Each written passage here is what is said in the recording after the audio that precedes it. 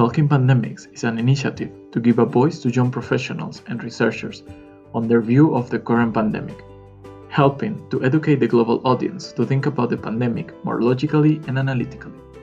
Remember to subscribe to receive our episode alert and share the episode so more people can be updated on the current pandemic. Welcome.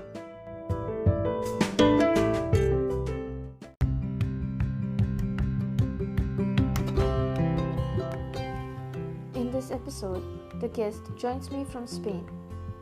We discuss about the vaccines and specifically about the Oxford vaccine. The paper titled Safety and Immunogenicity of the ChAdOx-CoV-19 vaccine against the SARS coronavirus 2, a preliminary report of phase 1-2 single-blinded randomized controlled trial, was published on the Lancet Journal on the 20th of July 2020. I have attached the link of the paper with the description. It is based on the results of the phase 1 and 2 clinical trial of the Oxford vaccine. It would be wonderful if you can have a look at the paper. We have a special episode for our Patreon members where we discuss about the results of the trial in more detail, and it will get published on the Patreon page by tonight. In this particular episode, we discuss about the vaccine itself and how the Oxford vaccine group managed to get forward with the vaccine so fast. We also discuss about the results in brief and explore the safety profile of the vaccine. Neither of us are experts in the field of vaccine making, but both of us find this process very, very fascinating, and we would love to share the fascination with all of you. I would also like to request to send huge applauses to the Jenner Institute and the Oxford Vaccine Group, and especially to the authors of this Lancet paper for such an incredible work. They are real heroes. Let's find out why.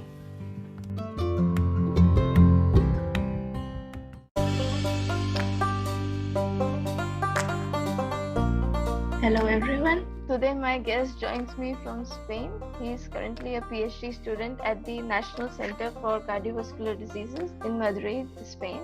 He did his bachelor's in biochemistry and molecular biology from Autonomous University of Madrid. Then he did a one-year Erasmus program at the University of York, UK. After that, he did a 2 years master degree program in vaccinology along with me. Also, he was an Amgen scholar at the Institut Pasteur. It's with absolute pleasure that I welcome Diego. Thank you. So, I would like to start the show by asking you, having studied molecular biology and vaccinology, what do you think are vaccines? How would you define vaccines? Well, actually, it's not an easy question to answer because a definition of vaccines has to integrate all of the diversity that vaccines have. So, in my mind, vaccines could be defined as a formulation or substance that can induce a specific immune response to protect you from disease. That is to say, an immune response that has a specific profile. It's produced in a specific occasion and at the desired time with a magnitude so that you can combat the infection and not cause disease to yourself. So, your definition of vaccine involves inducing the immune system to produce a specific response against a pathogen, right? Mm-hmm. And actually, this could be the case for vaccines for infectious disease that are the classical vaccines, and most of the vaccines that we have are for this purpose. But this concept is broadening. There's a lot of research going on to also create vaccines against cancer, for example. And also, they don't have to induce a specific immune response, because actually there is a new topic now that is called trained immunity-based vaccines. So this is basically a formulation that can induce an immune response that is not specific for a pathogen itself. But for example, there has been clinical trials with a compound that if you put it under the tongue in children, it can train the immune system, and that's why they call trained immunity-based vaccines, so that when you have an infection, your immune system responds stronger. So for example, this kind of formulation in children could prevent a wide range of respiratory infections. So it's actually immune mediated, but doesn't really have to mean that there's a specific immune response. It could be non-specific, but help you prevent other pathogens. I see. So, regarding the coronavirus, there are a lot of vaccines coming up. I wanted to ask you, for you, what would be a successful vaccine? So, that depends on what we call a successful vaccine. If we want to say a successful vaccine is the one that will be the most effective, then we don't really know until we see the results of efficacy. But however, in this case, successful doesn't only mean that it's the most efficacious. I think it's also the one that will be coming the first. If you consider we are in a situation where we don't have anything at all, any vaccine that does something, that brings some protection, will be extremely successful.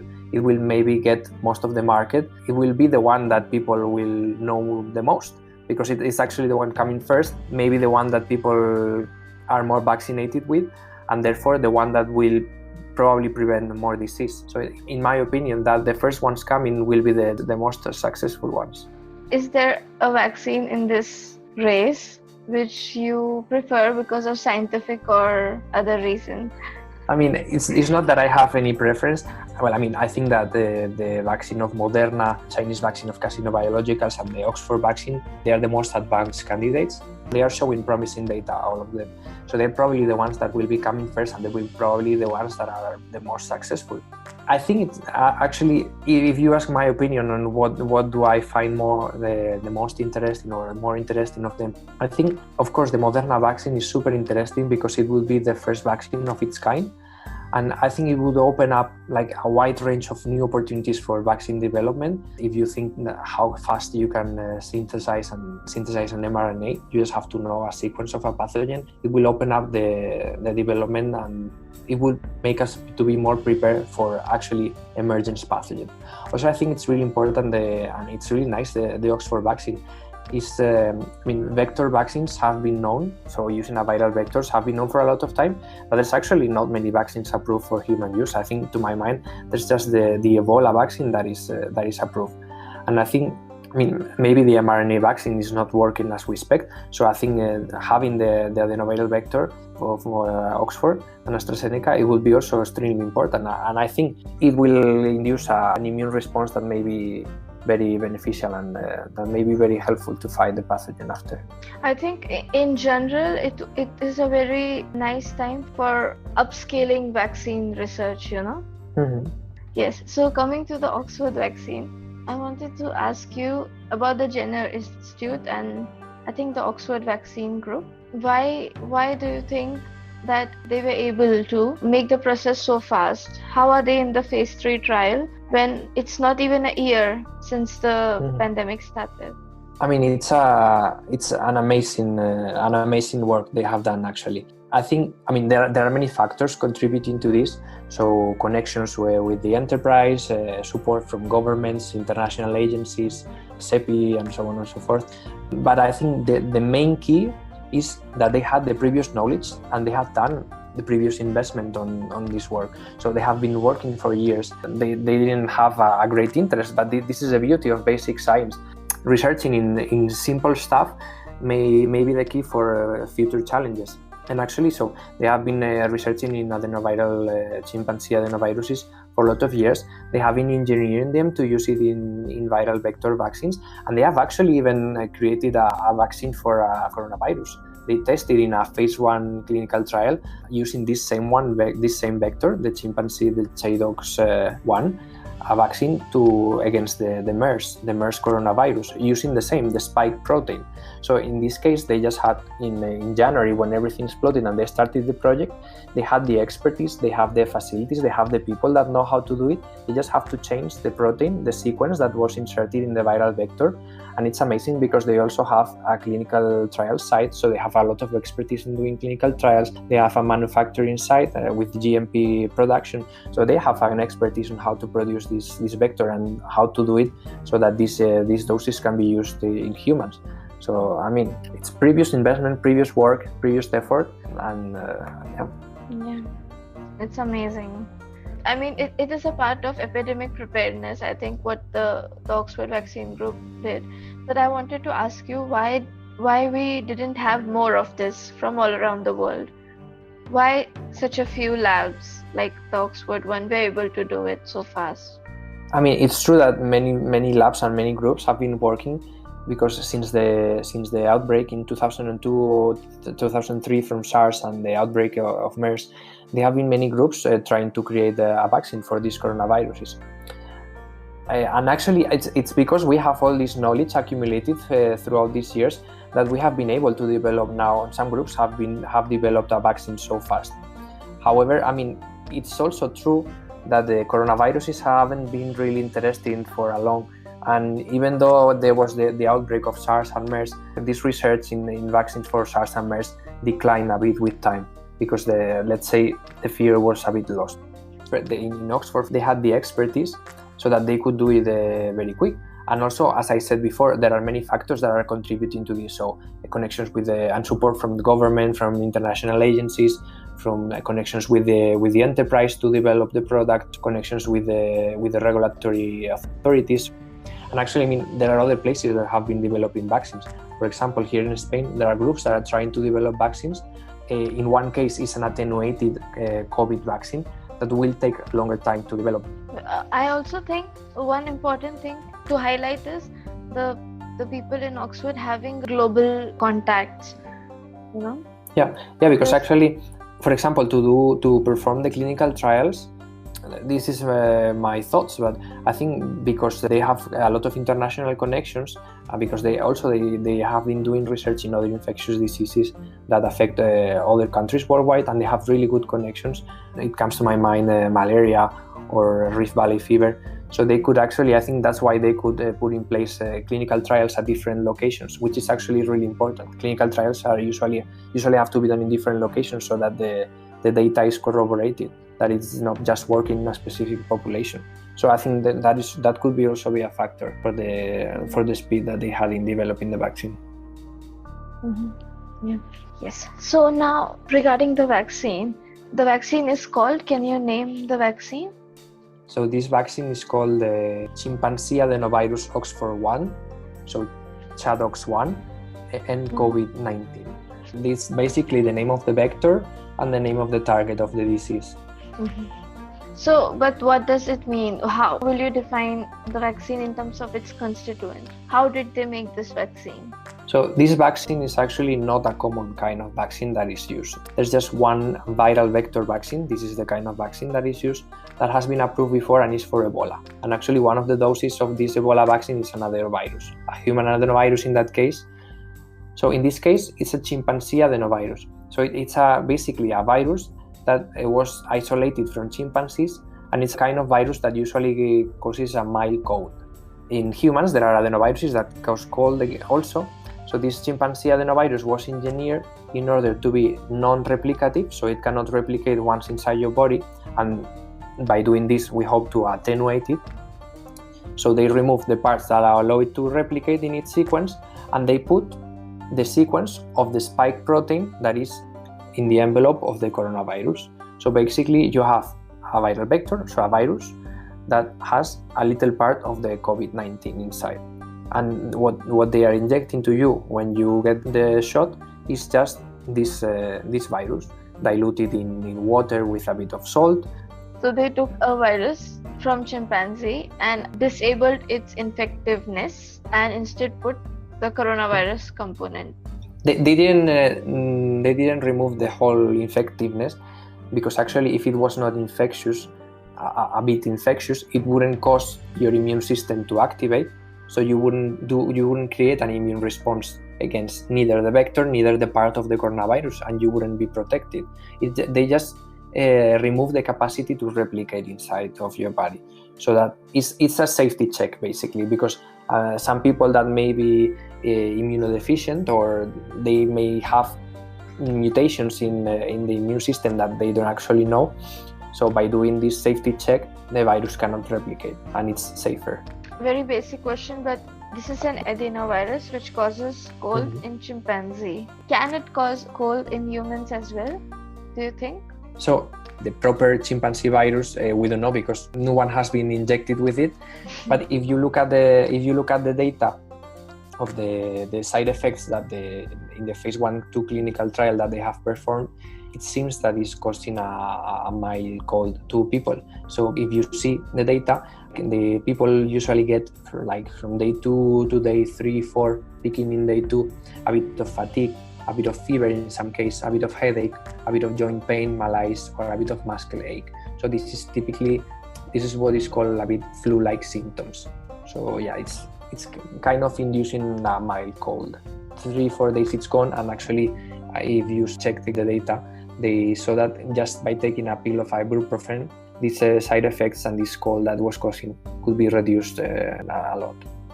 In terms of immunogenicity as in terms of the immune response it elicits, what does the paper say? So basically, the paper is looking at two basic readouts. So one is the humoral response and another one is the cellular response. So what are those? The humoral response is the response that produces the antibodies. So basically they are comparing a control group that was injected with another kind of vaccine with this chimpanzee adenovirus vaccine for the COVID-19. And they see that after day 14, day 28, they can detect by a method called ELISA specific antibodies. So antibodies that target the spike protein. And actually they compare it and they see that this level of antibodies is similar somehow to the level of antibodies that people who had COVID-19 have after the disease. And then another readout that they have that is also really important because this is the cellular response, and the cellular response in antiviral immunity, it kills infected cells, so it's also really important. And in this case, by a method called ELISpot, they can see the T cells that react to the spike protein of the coronavirus. So they can measure by producing of a molecule that is called interferon gamma, the specific T cells. According to whatever impression I have of immunology, it's a rare thing now to be able to induce both these arms of the immune system. Mm-hmm. Usually with vaccines, one of the arms may be more helpful depending on the response, but always in the immune responses and in effective immune responses, you may have both type of responses. Because, for example, maybe it's not that much the case with bacteria, with extracellular bacteria, but with viruses, you both need first to kill the infected cells, because these are where the viruses keep and where the viruses are replicating, so how the infection is propagating through your body. But you also need the antibodies, because the antibodies first will protect the virus from disseminating. So any virus that is being released, it can be caught by the antibodies. And also if new viruses are coming through any surface, you have already their molecules that is neutralizing the entering of this virus. Yeah, I think also they are interdependent. Yeah, so basically, depending on the profile of the response, you usually have both responses, humoral and cellular. But depending on the profile of the response, you have more of one side, more of the other side, and even in one side, the type of antibodies that is produced in some kind of responses is different from another kind of responses. So that's when we talk about the IgG, IgM, there are different subclasses of IgG, for example, and there are different IgGs produced in more quantities or less quantities in different responses. Mm-hmm. Okay, so that's a good sign. Let's hope the phase 3 trial just re-emphasizes the results. I want to ask you, Diego, what did you find to be most exciting about the results or about the Lancet paper which they published? So actually, I mean, it's already very exciting that the vaccine was safe, because that's actually the basis of the objective of the phase 1/2 clinical trial. Why is it exciting? I mean, actually it's really important, because if it wasn't safe, the development would have stopped there and we have one candidate less. Imagine that the candidates that are more advanced now, they were not safe. They would have stopped and we would have to wait more months so that we have a solution for this pandemic. Also, I think that is really, really exciting that the side effects are really mild, that there are actually some flu-like symptoms, because that is an indicative that maybe the viral vector, what you are getting is something like a cold. And that is really important because when you get a cold, you get an antiviral response against that cold. And if we are doing an antiviral response against this vector, probably we're also doing it against this part of the coronavirus. So we are creating an antiviral. As I said, the immune responses could be of many types. So the proper thing to have in this case is an antiviral response because it will be protective against a virus, that is the coronavirus. And lastly, I think it's also really interesting and really promising that you see both antibodies and the cellular response. And for example, that the level of antibodies, it's similar to the level of antibodies of people who suffered coronavirus. We actually don't know how long these antibodies last in the people who suffered it, because now there are people talking about reinfections. But actually, it could be the case that these antibodies decrease and we lose protection. But if we have it for, let's say, some 6 months, something like that, it would be nice. But maybe in the vaccinated people, although the level of antibody decreased, the memory cells that produce these antibodies remain there. And this is something that we don't know. I think it's not also, it hasn't been looked a lot in people who suffer coronavirus. And this is actually what is really important, that upon a new infection, we produce antibody really quickly and we can fight the virus really quickly. So when you inject a vaccine, when you use a vaccine, what you expect is the immune system to mimic a protective response. As I say, for different pathogens, there are different profiles or different types of responses that may be protective. So what you need to create is a memory of the type of response that is protective. And for example, if you use a bacteria to protect against a virus, usually the type of response that protects from bacteria is different than that protects against viruses. So that wouldn't be a wise approach. And actually the perfect approach is to use a virus or a viral vector to protect against a virus, or an attenuated bacteria to protect from a bacteria. I mean, this is actually the key of vaccinology. Maybe because we cannot use actual virus or actual bacteria, we have to find ways to mimic them, with the use of adjuvants and proteins. We can try to teach the immune system which response it has to produce, so that then when we get the infection, we are not infected, or the clinical symptoms and disease that we have is mild to none. Yes. Diego, do you mind explaining the listeners about the smallpox vaccine? Smallpox was a deadly disease because it's now eradicated. And actually, the vaccine that they chose to fight the smallpox is another virus. Actually, it's a related virus, that is the cowpox. So cowpox affects cows, but it doesn't cause a disease to humans. So in this case, it's one of the most effective vaccines actually that is known, and it actually has eradicated the smallpox from the world, from the earth. So by using a virus, actually a similar virus, that is the perfect case, because actually you are even mimicking the possible escaping mechanisms that these kind of viruses may have. They could induce a really potent protection from a similar virus. But I think the only difference is that it was natural, and this has a little... So smallpox, in that case, it was another natural occurring virus, a family-related virus. And in this case, it's not. It's another type of virus that has been engineered to include some parts of the coronavirus. Still, as you may know, there has been some reports on the cross protection of COVID with another winter cold coronavirus. Is because actually there are other coronaviruses that are much more attenuated, and they infect us every winter. And it has been described and suggested that the people who had this cold or immune memory to these cold viruses that you usually have every year, they are more protective from coronavirus. And this is actually one of the approaches that some people are using. For example, here in Spain, the coronavirus group is trying to create an attenuated version of COVID-19, so that it's actually replicating, mimicking the mechanisms that the coronavirus uses, but having no side effects and causing no disease, but still getting protection.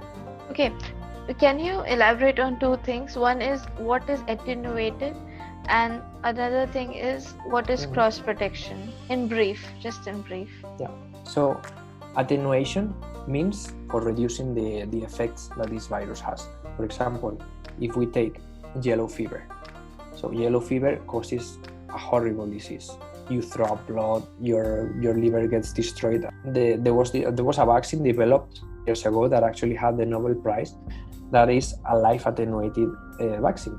And this vaccine has lost the capacity to induce disease in humans, but still has parts and retains many of the structure of the original virus, so that your body can recognize it and create a specific response against it. And actually, for example, yellow fever virus is another of the most effective vaccines that we know today. And the other thing was cross protection. So cross protection is basically when you have some part protection against a virus that you haven't seen before, because some of the parts of this virus are preserved with another virus that you have immunity. So for example, in coronaviruses, some parts, because they are the same family, some parts of the coronaviruses that are maybe similar, what are called probably the T-cell epitopes, so some small sequences of proteins, they are the same ones as the one in the COVID-19.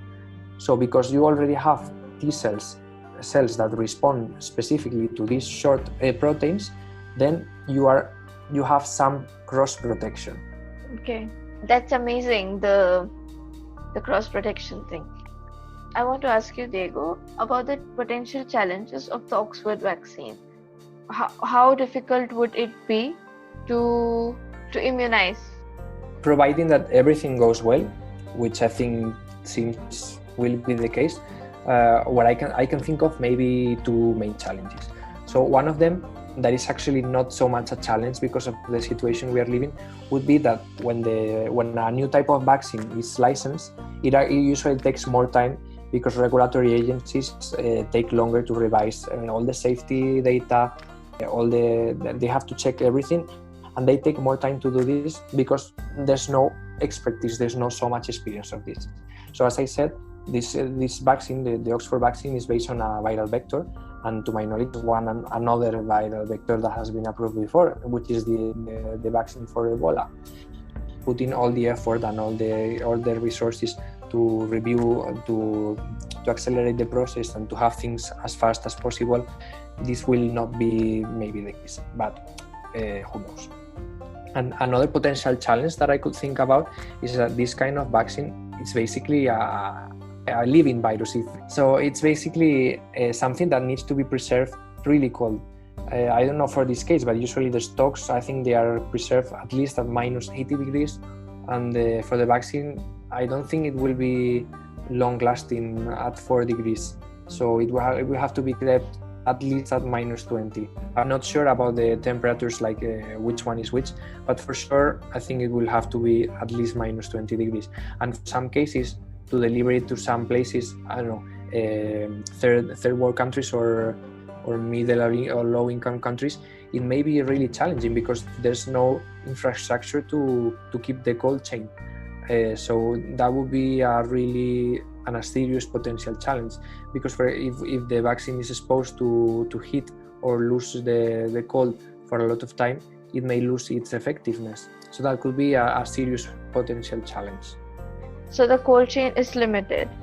So of course we would need a lot of infrastructure change. I think that everybody is just waiting for a vaccine, as if a vaccine comes and everything will get solved.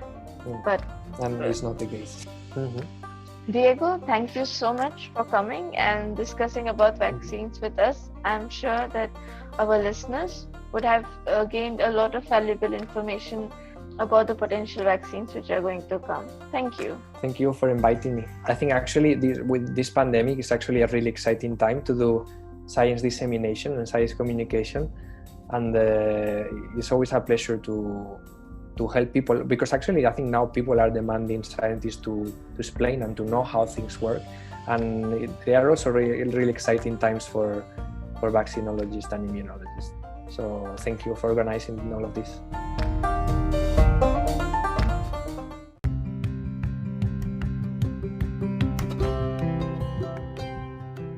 Hope you enjoyed the discussion. If I had to urge you to take one message out of this discussion, it would be that the Oxford vaccine looks quite promising, and the team from Oxford have commendably managed to develop a system to accelerate vaccine development and production. It would be quite useful to keep a track on this one. In the coming days, we will also discuss about other vaccines and many other subjects, so stay tuned. If you have more questions about the vaccines in general and specifically about the Oxford vaccine, post it on YouTube or message us on Instagram, or you can also send us emails. All of the handle names are mentioned in the channel description. Thank you.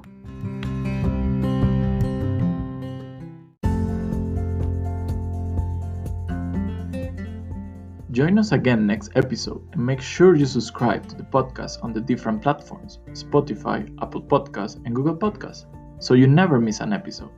Plus, to continue enjoying our discussion more in detail, you can visit us in our Patreon at patreon.com/talkingpandemic, where you can access to exclusive content. Check it out. Links are in the description below, and remember to stay tuned, stay safe, be strong, and be curious.